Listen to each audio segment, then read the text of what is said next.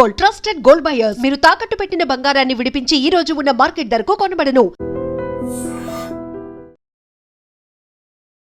శ్రీమాత్రే నమః. శ్రీ గురుభ్యో నమః. ద్వాదశ రాసుల వారికి సంబంధించి మే 1 నుండి 15వ తారీఖు వరకు ఎలా ఉండబోతుంది అని ఇప్పుడు మనం తెలుసుకుంటున్నాము.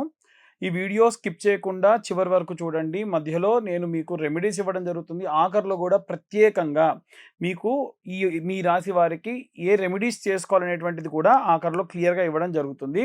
ముఖ్యంగా మనకు ఈ యొక్క కుండలి చూసుకున్నట్టయితే మేషం నుంచి ప్రారంభమై మేషం, వృషభం, మిథునం, కర్కాటకం, సింహం, అలాగే కన్యా, తుల, వృశ్చికం, ధనుస్సు, మకర, కుంభ, మీనం, ఇలా మనకి మేషం నుండి ప్రారంభమై గ్రహ సంచారాలు, ఇప్పుడు మేషంలో శుక్రగ్రహ సంచారం ఇలా ఉంటే ఏమవుతుందని ఇన్ డీటెయిల్డ్గా ఇప్పుడు మనం గోచారం గురించి మాట్లాడుకోవడం జరుగుతుంది. కన్యా రాశి వారికి సంబంధించి మే 1 నుంచి 15 వరకు ఎలా ఉండబోతుంది అనేటువంటి విషయాన్ని ఇప్పుడు మనం తెలుసుకుందాం. కన్యా రాశి వారికి సంబంధించి వ్యయస్థానమునందు కేతుగ్రహ సంచారం, సప్తమ స్థానంలో సూర్య, శని, కుజ గ్రహాల యొక్క కలయిక అనేటువంటిది ఉంది. ఎప్పుడూ కూడా ఈ యొక్క సప్తమ స్థానంలో భార్యాభర్తలకు సంబంధించి అన్యోన్య దాంపత్యానికి సంబంధించినటువంటి స్థానము సప్తమ స్థానం. అక్కడ పాపగ్రహ సంచారం ఉండొద్దు, లేదా ఇద్దరు గొడవ పడేటువంటి వ్యక్తులు అక్కడ ఉండొద్దు. అలా గనక ఉంటే ఇంట్లో మీకు ఆ పరిస్థితులు ఏర్పడతాయి.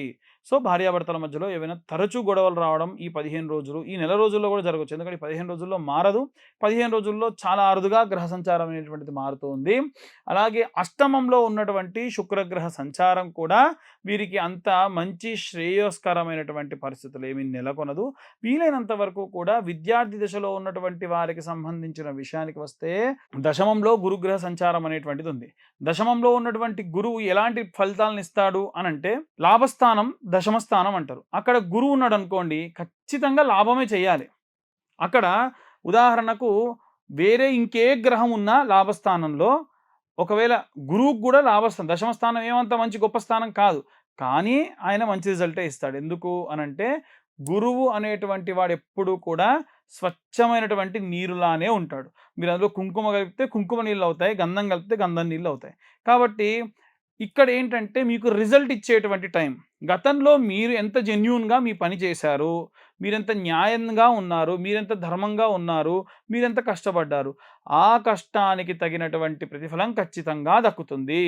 ఉదాహరణకు మీరు పనిచేసేటువంటి ఆఫీస్లో మీకు పనిచేసేటువంటి టైం కంటే మించి పనిచేశారు, మరుసటి రోజుకి పెండింగ్ లేకుండా, ప్రెషర్తో కూడినటువంటి పని లేకుండా టాస్క్ కంప్లీట్ చేసి వెళ్ళారనుకోండి, ఆ రిజల్ట్ ఇప్పుడు వస్తుంది. దానివల్ల ఏమవుతుందనంటే మిమ్మల్ని ఉదాహరణగా చూడండి, ఆ అబ్బాయి ఎంతగా కష్టపడి వర్క్ అంతా కంప్లీట్ చేసి ఇంటికి వెళ్ళాడు.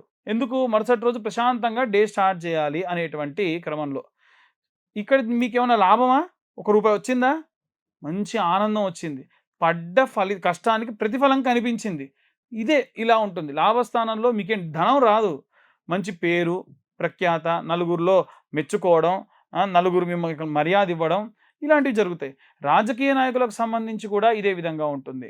కానీ రాజకీయ నాయకులకు సంబంధించి సప్తమంలో సూర్యుడు శనితో, కుజుడితో కలిసి ఉన్న కారణం చేత మీ యొక్క వర్గంలో, మీ యొక్క కాన్స్టిట్యున్సీలో గొడవలు జరగడము, మీ కింద పనిచేసే వాళ్ళు గొడవలు పడడము, దానివల్ల మీకు విపరీతమైన చెడ్డ పేరు రావడం లాంటివి జరుగుతాయి.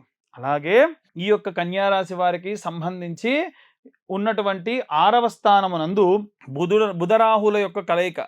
అయితే రాహు 6వ ఇంట కొన్ని రకాలుగా పాజిటివ్ చేస్తాడంటే, ఎవరైతే మీకు తప్పు చేస్తున్నాడు, ఎవరైతే మిమ్మల్ని మోసపుచ్చుతున్నాడో తెలుస్తుంది. రైతులకు కానివ్వండి, అలాగే వృద్ధాప్యంలో ఉన్న వాళ్ళు కానివ్వండి, వివాహం కోసం ఎదురు చూస్తున్న వాళ్ళకి కానివ్వండి, ఇక్కడ మీకు ఎలా ఉంటుందనంటే ఇది చెప్పే వ్యక్తి అబద్ధం చెప్తున్నాడు, నిజం చెప్పట్లేదు, వీరు మిమ్మల్ని ఏదో మభ్యపెట్టే ప్రయత్నం చేస్తున్నారు అనేటువంటి విధంగా ఉంటుంది. కాబట్టి ఇవన్నీ కూడా ఏంటంటే గోచార రీత్యా చెప్తున్నాము. వీటి నుండి బయటపడాలంటే ఎవరికి వారికి సపరేట్గా విద్యార్థులకి, గృహిణులకి, అందరికీ కూడా రెమెడీస్ చెప్పడం జరిగింది. ఆ రెమెడీస్ ఏంటి ఇప్పుడు మనం తెలుసుకుందాం. ఇప్పటి వరకు మనము మీ రాశి వారికి సంబంధించి ఏం జరగబోతుంది ఈ 15 రోజులు అనేటువంటి విషయాన్ని తెలుసుకుందాం. ఇప్పుడు మనం ప్రత్యేకంగా ఎటువంటి రెమెడీస్ పాటించాలి అనేటువంటి విషయం తెలుసుకుందాం. ముఖ్యంగా చూసుకున్నట్టయితే ఈ రాశి వారికి సంబంధించి విద్యార్థి దశలో ఉన్నటువంటి వారు నిత్యము కూడా వీలైనంత వరకు మనకి సరస్వతి ఆకు పొడి అనేటువంటిది దొరుకుతుంది, లేదా సరస్వతి లేహ్యం దొరుకుతుంది. నిత్యము కూడా వీలైతే ఒక దానిమ్మ ఆకు లేదా తమలపాకులో కొంచెం అంతా అమ్మవారికి నైవేద్యంగా పెట్టి పిల్లలతోని శ్రీమాత్రే నమః అని 11 సార్లు జపించి దాన్ని తినడం వల్ల విశేషంగా సరస్వతి కటాక్షము, వాక్శుద్ధితో వాగ్దేవి యొక్క సంపూర్ణ కృప లభిస్తుంది. అలాగే గృహిణులు ఎవరైతే ఉంటారో, అంతకుముందు నేను చాలాసార్లు చెప్పాను, మళ్ళీ కూడా అదే చెప్తాను, సంవత్సర కాలంలో 10,000 సార్లు శ్రీమాత్రే నమః అనేటువంటి జప సంఖ్య పూర్తి కావాలి. వీలైనంత వరకు మీరు ఆ జపం చేయండి, చాలా మంచిది. నిత్యము కూడా చాలామంది గృహిణులు చేసేటువంటి తప్పేమిటి అంటే స్నానం చేయకుండానే ఇల్లు ఊడవడము, గడపను పూజించడం లాంటివి చేస్తూ ఉన్నారు. స్నానం చేయండి చీపురు కర్ర కూడా ముట్టుకోకూడదు, వంటింట్లోకి వెళ్ళి టీ కాఫీలు కూడా పెట్టకూడదు. స్నానం చేసిన తర్వాతకే మీరు ఏ పనులైనా చేయండి. విశేషంగా జ్యేష్ఠాదేవి మీ ఇంట రాకుండా లక్ష్మీదేవి మీ ఇంట తాండవం చేస్తుంది. లేవగానే మీరు పడుకున్నటువంటి పక్క బట్టలు మడతపెట్టడం కానివ్వండి, ఇంట్లో ఎప్పుడు శుభ్రతతో ఉండడం కానివ్వండి, మంచి మాటలు వినిపించడం కానివ్వండి, ఎప్పుడూ కూడా ఇంట్లో మంచి వాసన వచ్చేటట్టుగా చూసుకోండి. విశేషమైనటువంటి సత్ఫలితాలు పొందుతారు. ఇంట్లో ఉన్నటువంటి యజమాని బాగుండాలి అంటే నిత్యం అన్నదానం చేయాలి. పూర్వం నిత్యం అన్నదానం చేసేవాళ్ళు ఇప్పుడు చేయలేరు. కాబట్టి ప్రతిరోజు మీరు వండుకునేటువంటి బియ్యంలో మొట్టమొదటి పిరికెడు బియ్యం తీసి ఒక కొత్త డబ్బాలో వేయండి. 2 నుండి 3 నెలల తర్వాతకి ఎక్కడ మీకు అన్నదానం జరిగినా బియ్యం తీసుకెళ్ళి ఇవ్వండి. అప్పుడు రోజు మీరు అన్నదానం చేసినటువంటి ఫలితం మీ ఖాతాలో వేయడం జరుగుతుంది. అలాగే ఎవరైతే ఉద్యోగం చేసేటువంటి వాళ్ళు ఉన్నారు, ప్రభుత్వ ఉద్యోగం చేసేటువంటి వారైతే గనక నిత్యము సూర్యోదయాన్ని చూడాలి. నిత్యం సూర్యోదయాన్ని చూసి ఎప్పుడైతే మీ ఉద్యోగంలో గనక విపరీతమైన కష్టాలు బాధలు ఉంటే, మీ కష్టాలు బాధలు పోవుటకు మిరప గింజ అంటే ఎండిపోయినటువంటి ఎండు మిరపకాయలో ఉన్న గింజలు, అలాగే ఒక ఎర్రటి వర్ణంలో ఉన్నటువంటి గులాబీ రెక్కలు చేతిలో వేసుకొని మీ ఆవిడ్ని లేదా మీ పిల్లల్ని చేతిలో నీళ్లు పోయమని చెప్పి సూర్యుడికి అర్ఘ్యం విడిచిపెట్టాలి. ఆ అర్ఘ్యం విడిచిపెట్టేటప్పుడు భానవే నమః, ఆదిత్యాయ నమః, సూర్యాయ నమః, సప్తాశ్వరద మారూఢాయ నమః, ప్రచండాయ నమః, అలా సూర్యుడికి సంబంధించినటువంటి ఆదిత్య, ఇలా సూర్యుడికి సంబంధించినటువంటి అరుణ, ఆదిత్య, సూర్య, ఈ 7 నామాలు కూడా చదవడం మంచిది.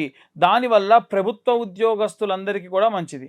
ఇక సాధారణంగా ప్రైవేట్ ఉద్యోగం చేసేటువంటి వాళ్ళు నిత్యము కూడా దక్షిణామూర్తికి సంబంధించిన స్తోత్రము, అలాగే హనుమాన్ చాలీసా పారాయణ చేయండి. ఎందుకంటే ఎక్కడో ఏ దేశంలోనో ఇబ్బంది జరిగితే మీ ఉద్యోగానికి ఎఫెక్ట్ అవుతుంది. ఆ యొక్క ప్రాజెక్టులు రాకపోవడం, మిమ్మల్ని ఉద్యోగంలో నుంచి తీసేయడం, అలాంటి ఇబ్బందులు అవుతాయి. ఇవన్నీ కూడా దక్షిణామూర్తి హనుమంతుల వారు చూసుకుంటారు. కాబట్టి నిత్యం మీరు ఆ యొక్క పారాయణ చేయడం మంచిది. అలాగే ఎవరైతే విద్యార్థి దశలో ఉద్యోగస్తులు, గృహిణుల గురించి ఇప్పటివరకు చెప్పుకున్నాం, కానీ వ్యాపారస్తులకు సంబంధించిన విషయానికి వస్తే బుధవారము చింతపండు వీలైతే ప్రసాదం కోసము ఎక్కడైనా వెంకటేశ్వర స్వామి ఆలయంలో దానంగా ఇవ్వండి. మీ యొక్క వ్యాపార స్థలం దగ్గరికి హెజ్రాలు వస్తే కనుక వారికి తినడానికి ఏదైనా ఇవ్వండి. బుధవారం నాడు ప్రతిరోజు ఏదో ఒకటి ఇస్తూ ఉంటారు మీరు, 5 రూపాయలు 10 రూపాయలు, కానీ బుధవారం నాడు ఏమైనా తింటారా అని చెప్పి తినడానికి ఏదైనా ఇవ్వండి. దానివల్ల ఉన్నత వ్యాపార అభివృద్ధి కలుగుతుంది. అలాగే సినిమా రంగాలు, మాస్ మీడియా, యూట్యూబ్ రంగాల్లో ఉన్నటువంటి వారికి సంబంధించిన విషయానికి వస్తే కనుక శుక్రగ్రహ సంభావితమైనటువంటి గ్రహాలు కాబట్టి అలా పూజ చేస్తే మీకు ప్రతిఫలం వచ్చేటువంటివి. కాబట్టి వీలైనంత వరకు కూడా ప్రతి శుక్రవారం నాడు కూడా మీరు మహాలక్ష్మి అమ్మవారి దేవాలయంలో కానీ, ప్రసన్న మహాకాళి దేవాలయంలో కానీ, మనకు ప్రతి ఊరి పొలిమేరలో ఆంజనేయ స్వామి గ్రామదేవతగా అమ్మవారు వెలిసిపోయి ఉన్నారు. కాబట్టి విశేషంగా వారికి కుంకుమార్చనలు కానీ, అంత చేయలేని వాళ్ళు ఆఫీస్ నుంచి ఇంటికి వెళ్ళేటప్పుడు కాళ్ళు చేతులు కడుక్కొని దర్శనం చేసుకొని ఆ కుంకుమ పెట్టుకోవడం వల్ల, ఇంకా వీలైతే కుబేర కుంకుమతో కుంకుమార్చన చేసినటువంటి కుంకుమ నిత్యం ధరించడం, ఆ కుంకుమ కూడా వీలైతే ఇంకా సంపెంగ నూనెలో కలిపి ధరిస్తే విశేష సత్ఫలితం పొందవచ్చు.